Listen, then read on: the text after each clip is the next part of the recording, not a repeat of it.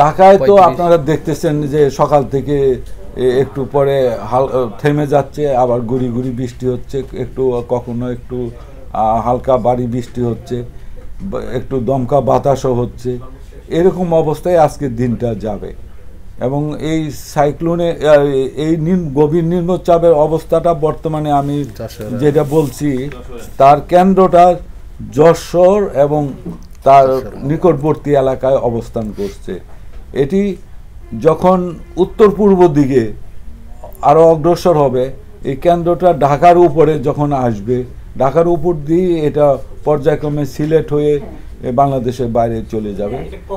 তবে আজকে বিকাল নাগাতে এই দিকে আরও চলে আসবে, এটা ক্রমান্বয়ে মুভ করতেছে।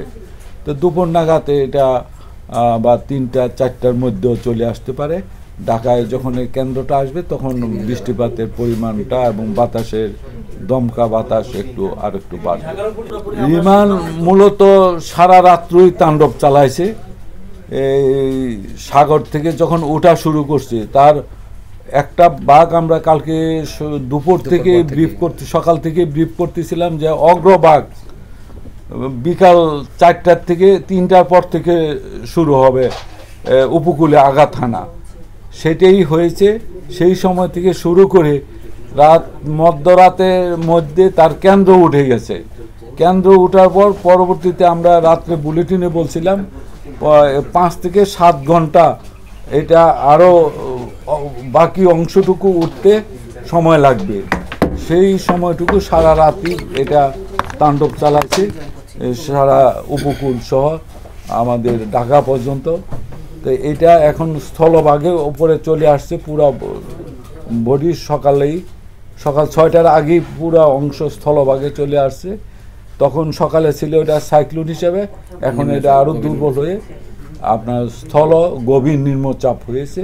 এটা পর্যায়ক্রমে বৃষ্টি দিবে আর আস্তে আস্তে উত্তর পূর্ব দিকে সরে যাবে এবং আরও দুর্বল হয়ে যাবে।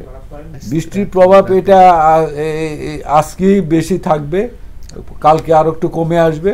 পরশু দিন থেকে হয়তো দেখবেন যে রৌদ্র উঠে গেছে। কালকেও কোনো কোনো জায়গায় বিকাল থেকে দেখা যাবে যে আবহাওয়া একদম মোটামুটি এখন সময় গড়াবে আর আস্তে আস্তে দুর্বল হয়ে যাবে। ওই দিকে যখন যাবে এটা তখন একদম লো প্রেসার হিসাবে যাবে, তখন আর ওইটার কোনো প্রভাবে তেমন কোনো গুরুত্বপূর্ণ কিছু সিগনিফিকেন্ট কোনো ওয়েদার হবে না এটা নিয়ে।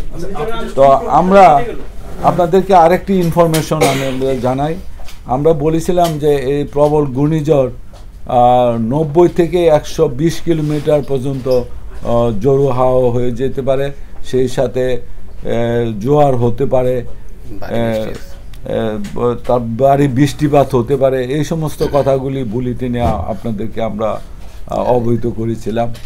তাই আমরা যে উইন্ড গত রাতে এবং আজ সকাল পর্যন্ত যে সমস্ত কেন্দ্রে আমাদের রেকর্ড করা হয়েছে তার উল্লেখযোগ্য কয়েকটা আমি পড়ে শোনাচ্ছি।